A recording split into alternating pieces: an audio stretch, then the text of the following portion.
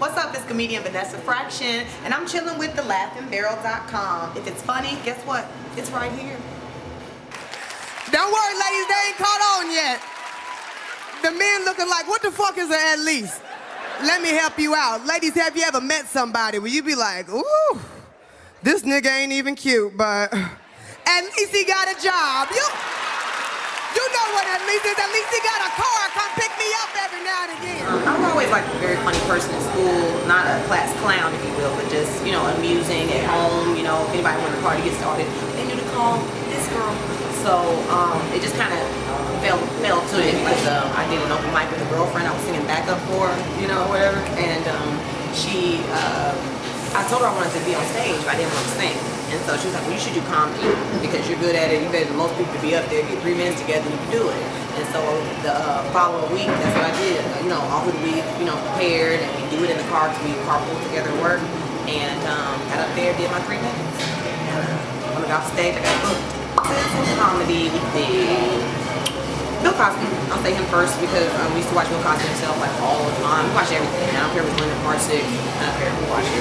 But Bill Cosby. And my father was also a preacher. He was a DJ first and a preacher. And so and I say ha and all that and just the feeling of it and making people feel you. You know what I'm saying? I do that a lot in comedy. I know how to connect with my audience very well, and I know that I learned that from, you know, my dad. Whoopi Goldberg. Whoopi Goldberg. We used to watch Jumpin' Jack Flash, Burglar. We didn't care. We watched plenty Whoopi. We would watch her and Billy Crystal and Robert Williams. You know that Bonanza Benefit they used to do the whole time. Yeah, we used to watch that all the time. Do I feel that men make better comedians than women? Of course I do. No, yeah, I do.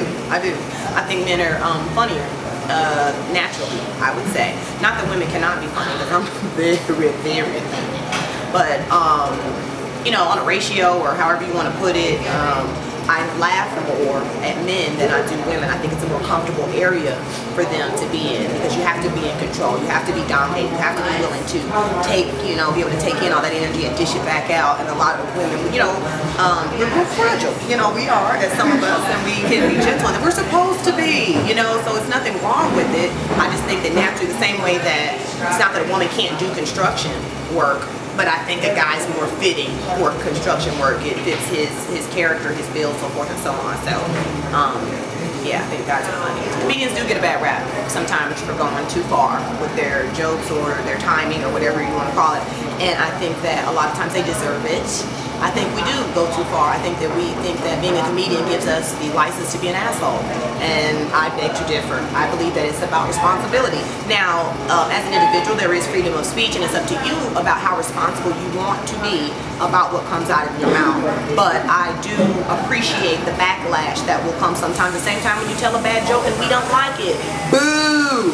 So a lot of the comedians that care to make jokes, you know, let's say for instance when a celebrity dies or something like that, boo! You know what I'm saying? It's not human. You know what I'm saying? You're not being a person. You're not thinking about anybody but yourself and what you think attention you might get with your shock value or whatever it is you're trying to do. And it's up, and you can do it. All rights reserved to you to be as big of an asshole as you want to be. But I believe that there is some type of responsibility that we should have, and I do believe that sometimes comedians take jokes way too far. The Women's Comedy Workshop, we're in March right now with Women's History Month, and I think it's a great time to share as a female comedian and let you know what it's like, and to share with you how to get over some humps, you know, and to really understand some of the things that are behind comedy, some of the things that happen with men when they have to listen to a woman, and how to get them, you know, how to get them on your side, how to get them to love you, you know what I'm saying? So that's a great project, and I'll be doing some, I'm doing one in Atlanta, doing at the one in New York and Chicago real soon, so I'm really excited about that. When I was coming up doing comedy, there weren't a lot of, you know, places to turn to kind of find out what it would be like, kind of what the road was. And there were a lot of things that I had to find out kind of on my own.